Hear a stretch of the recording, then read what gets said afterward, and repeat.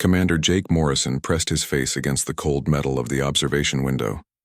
His breath made small clouds on the glass as he stared out into space. What he saw made his stomach drop like a stone. Ships. Hundreds of alien ships surrounded Kepler Station. They looked like giant crystals floating in the darkness, each one bigger than any human vessel he had ever seen. Their surfaces caught the light from nearby stars and threw it back in sharp, angry flashes. Jake had been a soldier for 20 years, but he had never seen anything like this. "Sir, you need to see this." The voice belonged to Lieutenant Danny Park. The young man stood behind Jake, his face pale and worried. In his hand was a data pad that showed numbers Jake did not want to believe. "How many?" Jake asked, though he already knew the answer would be bad. 212 ships, sir. Maybe more. Our sensors keep finding new ones hiding behind the bigger vessels." Danny's voice shook a little as he spoke. "They have us surrounded completely, no way out." Jake closed his eyes for a moment. When he opened them, he saw Captain Lisa Rodriguez walking toward them. Her dark hair was pulled back tight, and her uniform looked perfect as always, but Jake could see the worry in her brown eyes. "Commander, we need to talk," Lisa said. Her voice was steady, but Jake heard the fear underneath. "The communication room just picked up their message. They want us to surrender in 1 hour, or they will destroy the station." The three of them walked quickly through the narrow halls of Kepler Station.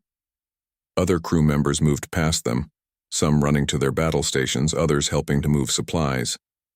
Everyone knew what was coming. The air felt thick with fear and determination. In the command center, screens showed the terrible truth. Red dots surrounded the green dot that was their station.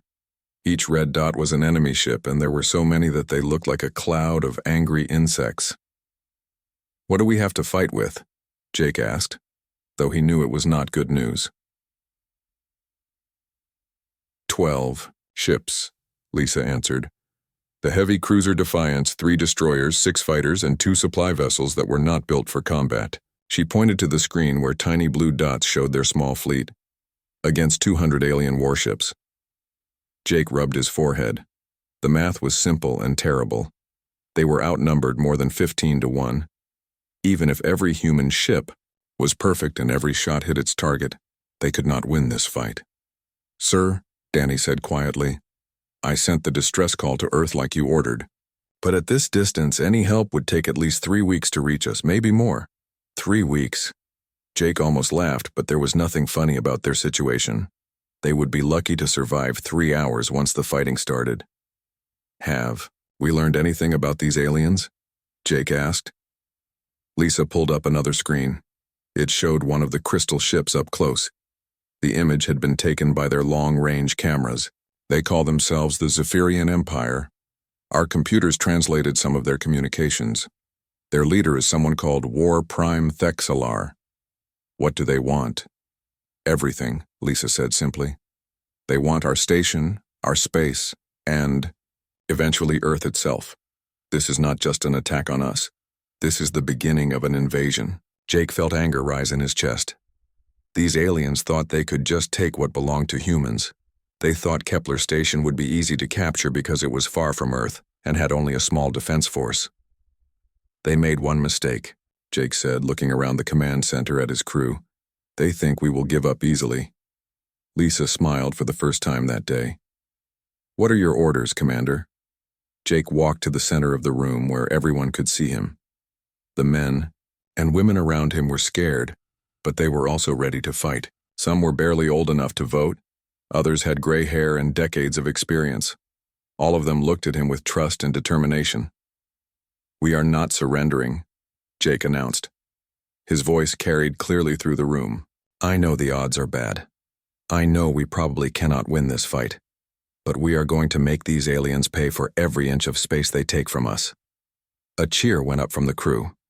It was not loud, but it was fierce. These people knew they might die, but they were ready to fight anyway. "Captain Rodriguez will coordinate our defense from here," Jake continued. "I will lead our fighters in hit-and-run attacks. Lieutenant Park will handle communications and try to disrupt their coordination. Everyone else, you know your jobs. Make every shot count."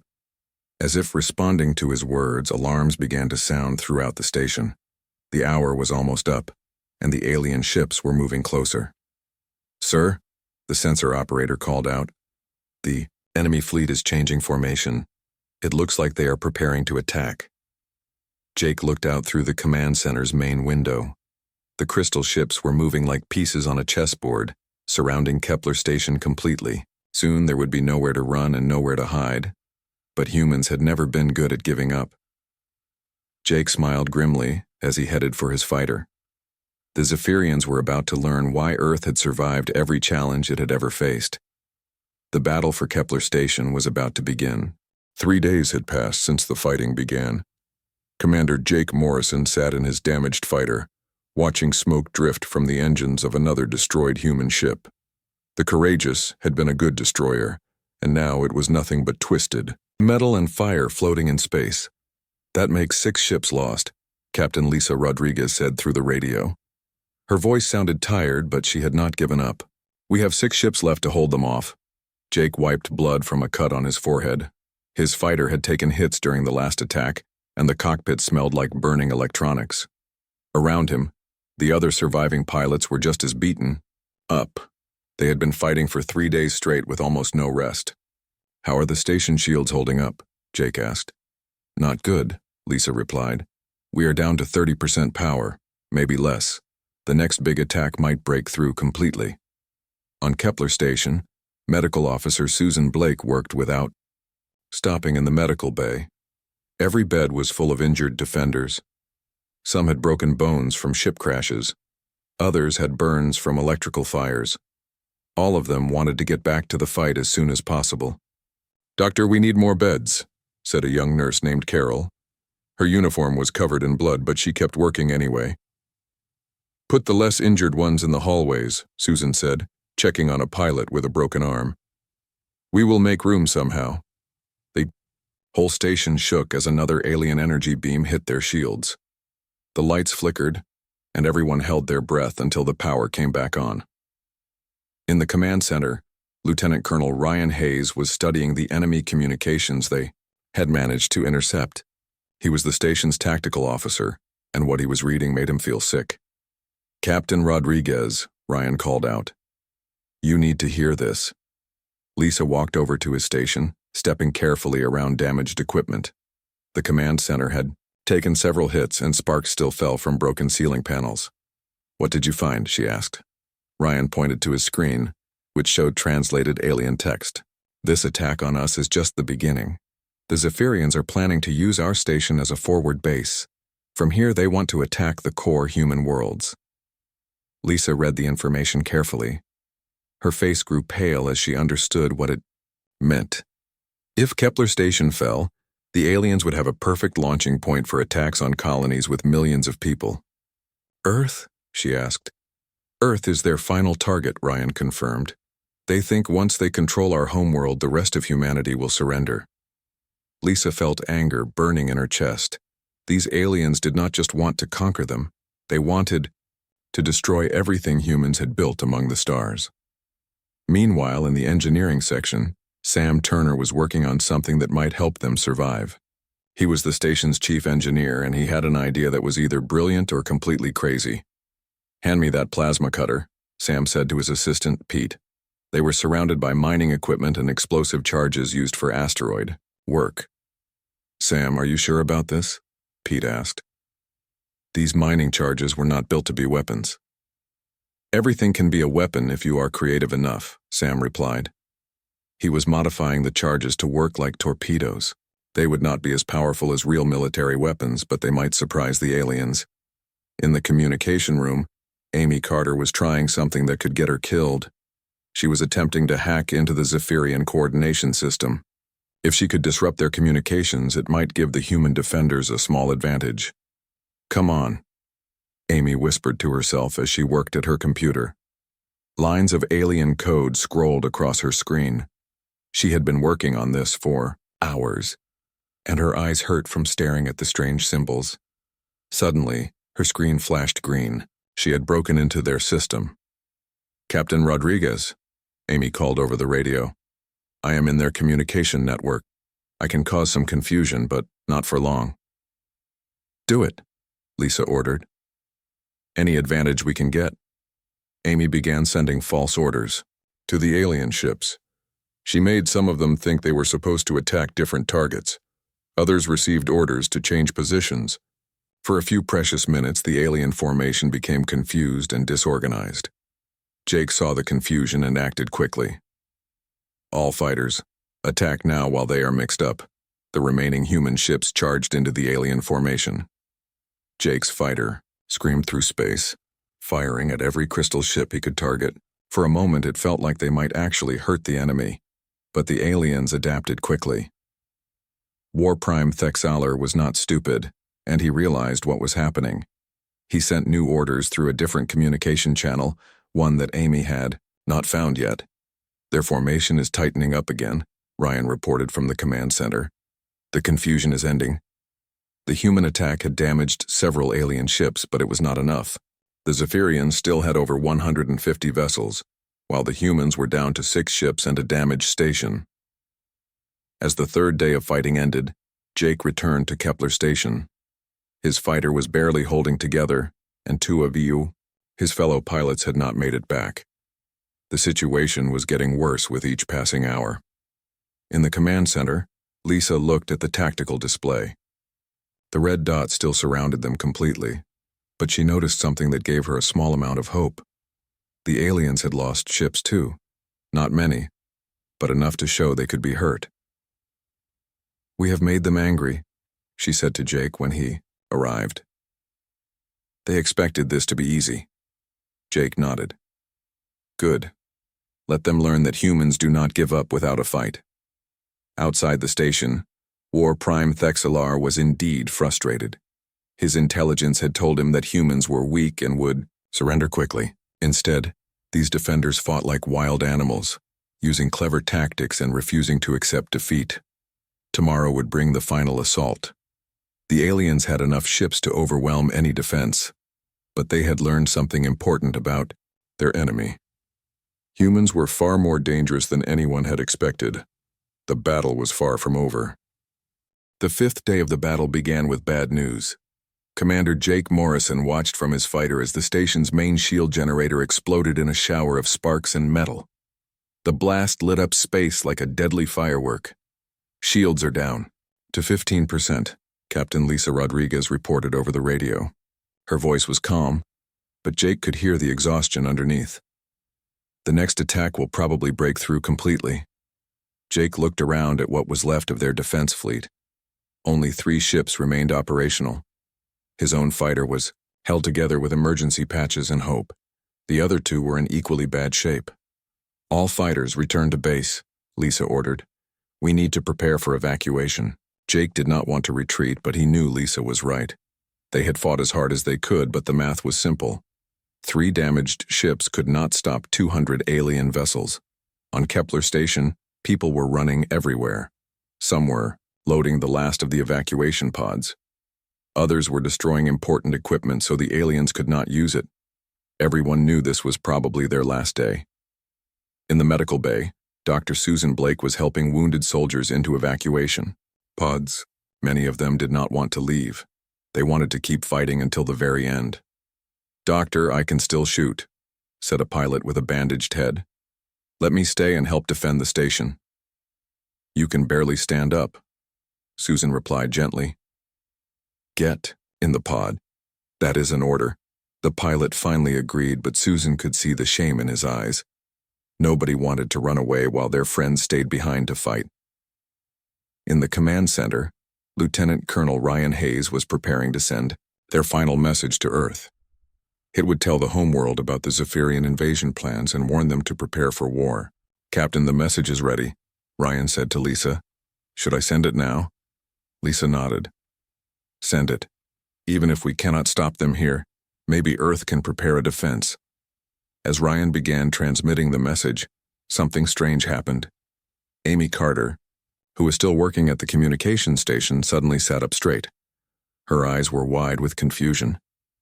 "Captain," Amy said slowly, "I am picking up something weird on the long-range sensors."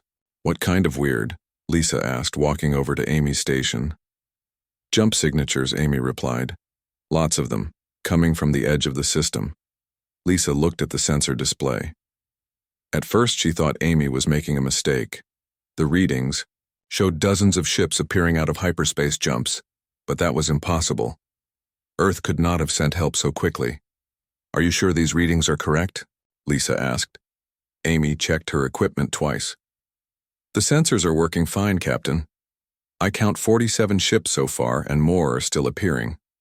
Commander Jake Morrison had just landed his fighter when he heard the news over the radio.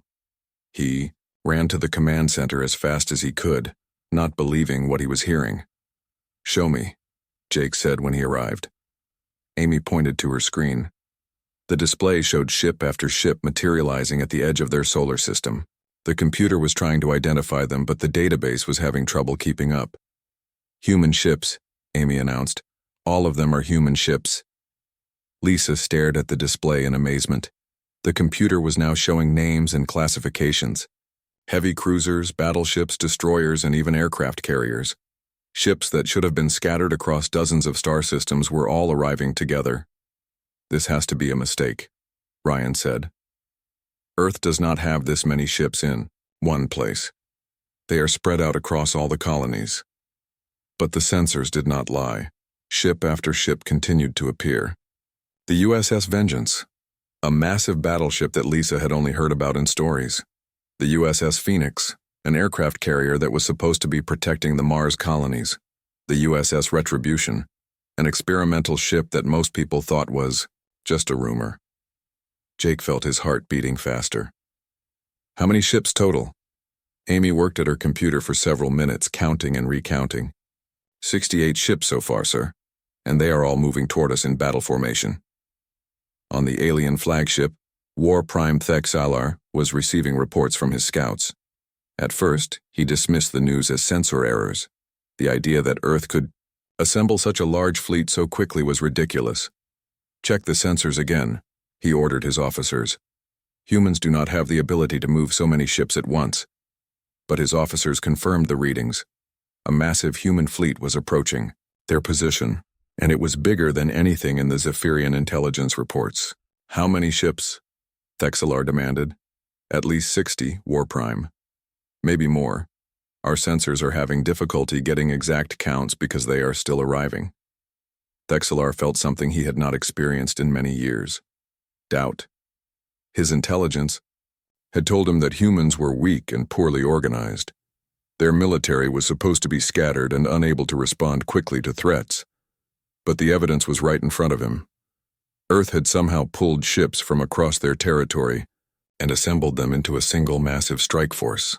It had taken them only 5 days to respond to the distress call from Kepler Station. Back on the station, Lisa was trying to understand what she was seeing.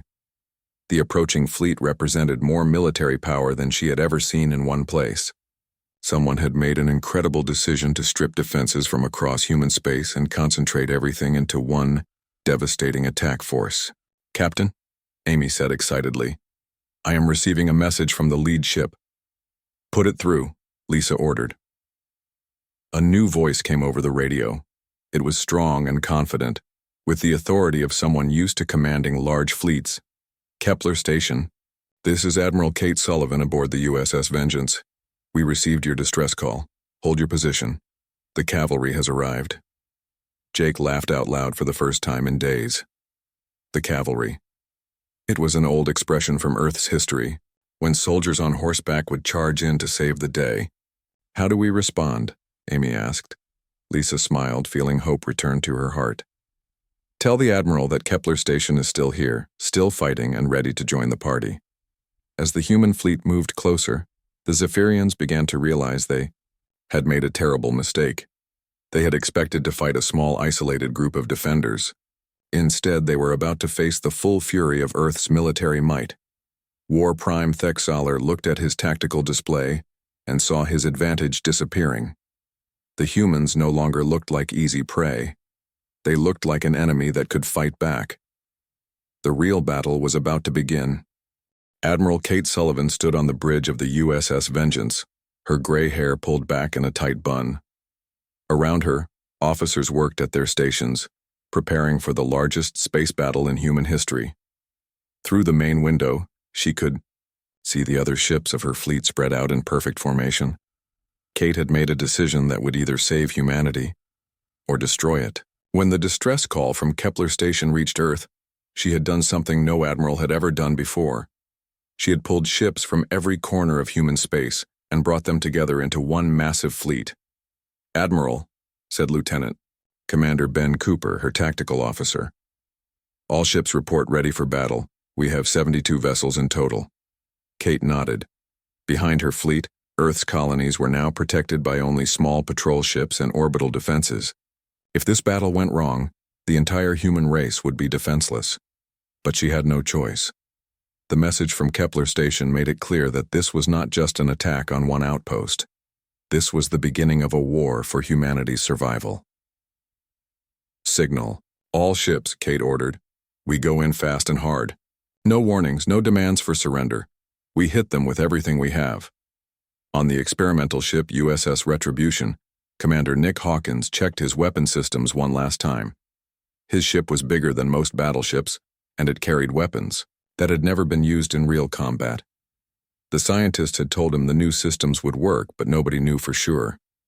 "Sir," said his weapons officer, "the experimental cannons are ready to fire. All systems show green." Nick smiled grimly. Today would be a good day to test new weapons. Target the biggest enemy ships first. Let's see what these toys can really do. On the aircraft carrier USS Phoenix, Captain Maria Santos watched her pilots, preparing for launch. She had over 200 fighters and bombers ready to go. Her pilots were the best in the human fleet, but they had never faced an enemy like this before. "All squadrons report ready, Captain," said her flight operations officer.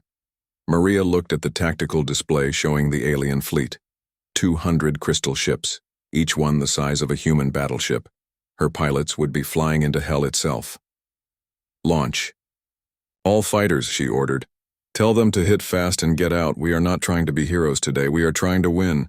Back on Kepler Station, Commander Jake Morrison watched in amazement as the human fleet approached. He had never seen so many ships working together. They moved like a single organism, each ship knowing exactly where it needed to be. "Captain Rodriguez," Jake said, "we should join the attack. Our ships can still fight." Lisa looked at their battered defenders. 3 damaged ships against an alien armada seemed hopeless, but now they had backup. "All ships prepare for combat. We go in with the fleet." On the alien flagship, War Prime Thexelar was trying to understand what had gone wrong. His intelligence officers had assured him that humans were weak and divided. Their military was supposed to be scattered and unable to work together effectively. "How many ships are we facing?" he demanded. 75 total, War Prime replied, his tactical officer. "That includes the 3 ships from the station." Thexelar studied the formation of the human fleet. They were not charging in wildly like primitive warriors. Instead, they moved with careful precision, each ship supporting the others. This was not the behavior of a weak and disorganized enemy. "Send a message to all ships," Thexelar ordered. "Prepare for full combat. The humans are more dangerous than we expected." Admiral Sullivan watched the distance between the fleets shrink on her tactical display. Soon they would be close enough to open fire. She thought about the choice she had made, stripping Earth's defenses to create this fleet. If they lost here, there would be nothing left to protect humanity. "Admiral," Ben Cooper reported, "we are entering weapons range." "All ships," Kate announced over the fleet communication system. "This is Admiral Sullivan. Today we fight not just for Kepler Station, but for every human world. Show these aliens what happens when they threaten our people. All ships, attack." The space between the 2 fleets suddenly filled with energy beams, missiles, and explosions. The human ships opened fire with everything they had. Years of careful military planning and training came together in one devastating assault. Commander Hawkins brought his experimental weapons online. The USS Retribution's new cannons fired beams of pure energy that cut through alien shields like paper. The crystal ships, so beautiful and intimidating, began to crack and shatter under the assault. Direct hit on enemy battleship, his weapons officer reported excitedly. Their shields are down and we are seeing hull damage. Keep firing, Nick ordered. Don't give them time to recover. Captain Santos's fighters swept through the alien formation like angry hornets. They were smaller and faster than the crystal ships, making them hard targets. Her pilots used hit-and-run tactics, striking quickly and then disappearing before the aliens could respond. The Zephyrians tried to fight back, but they were confused by human tactics. They had expected the enemy to line up and fight in orderly formations. Instead, the humans attacked from all directions at once, using teamwork and coordination that the aliens had never encountered. Jake Morrison led the surviving defenders from Kepler Station into the battle. His damaged fighter should not have been able to keep up with the fleet, but somehow it did. He targeted alien ships that were trying to escape, making sure none of them got away to report back to their empire. War Prime. Thexalar watched his fleet being torn apart. In less than an hour he had lost over 50 ships. The humans were not just fighting to win. They were fighting with a fury that transformed their entire species into a weapon. War Prime, his communications officer called out. Several ships are requesting permission to retreat. Thexalar looked at the battle display. His fleet was being destroyed, but he was learning valuable information about human capabilities. This knowledge would be useful for future attacks. Signal the retreat, he ordered. All ships withdraw to the jump point. But Admiral Sullivan was not going to let them escape easily. All ships, pursue the enemy. Don't let any of them get away clean. The battle was turning into a complete victory for humanity. Earth's fiercest fleet had come when called, and no alien empire would ever again mistake human determination for weakness. The battle had been raging for 2 hours, and the space around Kepler Station was filled with the wreckage of alien ships. Admiral Kate Sullivan watched from the bridge of the USS Vengeance as another crystal ship exploded into brilliant fragments. Her fleet was winning, but she was not satisfied with just victory. She wanted to send a message that would reach every corner of the Zephyrian Empire. All ships, maintain pursuit, Kate ordered. Do not let any enemy vessel escape without damage. I want them to remember this day. Lieutenant Commander Ben Cooper studied his tactical display with satisfaction. The aliens had started the battle with over 200 ships. Now they had fewer than 60 vessels left, and most of those were badly damaged. Admiral, the enemy, is trying to form a defensive line around their flagship, Ben reported. They are protecting their commander. Kate smiled coldly. Then we go after their commander first. Signal the USS Retribution and USS Phoenix. Tell them to focus on the flagship. Commander Nick Hawkins received the order with pleasure. His experimental ship had performed better than anyone had hoped. The new weapons had destroyed 12 alien vessels without taking significant damage in return. You heard the Admiral, Nick told his crew. Target that big crystal ship in the center. Let's see how their leader likes our new toys. The USS Retribution moved through the battlefield like a predator hunting prey. Its advanced weapons charged up with a sound that made the entire ship vibrate. When they fired, beams of pure energy lanced across space and struck the alien flagship's shields. War Prime Thexalar felt his ship shake under the human attack. His crystal vessel, which had seemed so powerful when the battle began, now felt fragile and weak. Around him, his officers worked desperately to maintain their defenses. War Prime, our shields are failing, reported his tactical officer. The human weapons are unlike anything we have seen before. Thexalar looked at his display and saw the truth he did not want to accept.